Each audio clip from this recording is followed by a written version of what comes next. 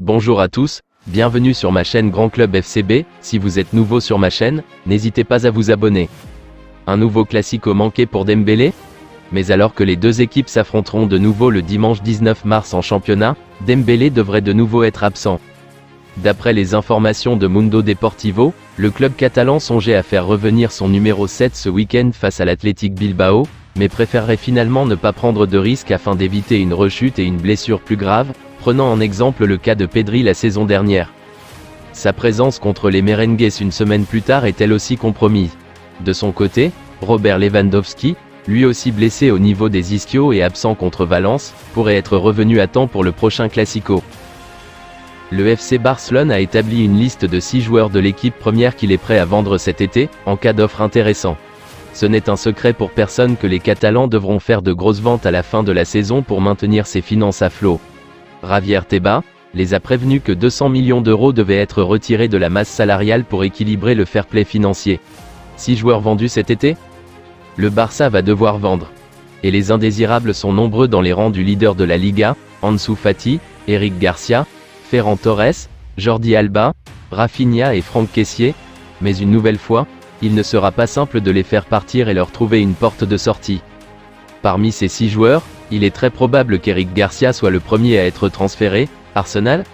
La même logique s'applique à l'Ivoirien Kessié, arrivé libre en provenance de l'AC Milan cette année, et le milieu de terrain pourrait revenir en Lombardie dès cet été, où l'Inter Milan n'abandonne pas la piste ou bien à Tottenham. Ferran Torres ne répond pas aux attentes cette saison, après que le Barça l'ait acheté à City pour 55 millions d'euros en janvier 2021, et le club pourrait s'en séparer en échange d'une belle somme, Atlético Madrid, Arsenal. Trop souvent irréguliers depuis le début de la saison, Ansu Fati et Rafinha jouissent d'une très belle cote en Première Ligue, et leurs noms sont cités avec insistance du côté de Manchester United pour le premier et à Newcastle pour le second. Pour ce qui est du plafond salarial, c'est surtout Jordi Alba qui devra probablement partir, car le joueur le mieux payé ici toucherait environ 12 millions d'euros par an après avoir réduit son salaire de 15% en 2021. Alors forcément, nombreux seront les clubs à s'intéresser à lui. L'Inter Milan pourrait être candidat et le Barça se contentera d'une petite indemnité de transfert pour le légendaire latéral gauche avant qu'il ne devienne un agent libre en 2024. Xavi a disputé son 50e match de Liga en tant qu'entraîneur du FC Barcelone contre Valence.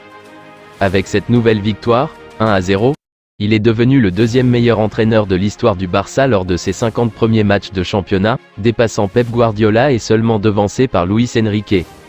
Xavi affiche des chiffres spectaculaires malgré des débuts irréguliers lorsqu'il a pris place sur le banc après le licenciement de Ronald Koeman. 37 victoires, 7 nuls et 6 défaites, dont 4 la saison dernière et 2 cette saison.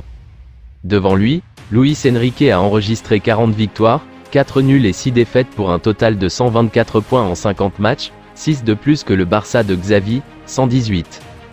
Guardiola et Valverde sont juste derrière avec 117 points chacun. Le bilan de Xavi est d'autant plus impressionnant si l'on tient compte du contexte dans lequel il arrive au FC Barcelone.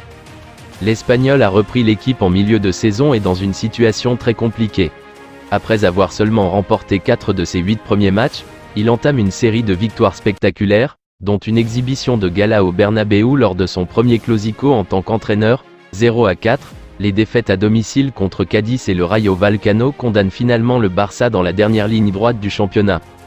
Xavi doit surtout sa place dans le classement historique des entraîneurs du Barça à l'extraordinaire parcours de la saison en cours, avec seulement 2 défaites et 2 nuls en 24 journées. Au début du mois de mars, les Blaugrana sont plus que jamais proches du titre de champion d'Espagne et comptent 9 points d'avance sur le Real Madrid. Il convient de noter que le classement n'inclut pas Tito Vilanova, qui n'a dirigé le Barça que pendant une saison mais affiche d'excellents chiffres, 32 victoires, 4 nuls et 2 défaites. Xavi aurait aussi pu égaler le meilleur départ en Liga après 23 journées s'il avait gagné le match contre Almeria. Je vous remercie d'avoir regardé ma vidéo, n'hésitez pas à vous abonner pour plus de contenu similaire.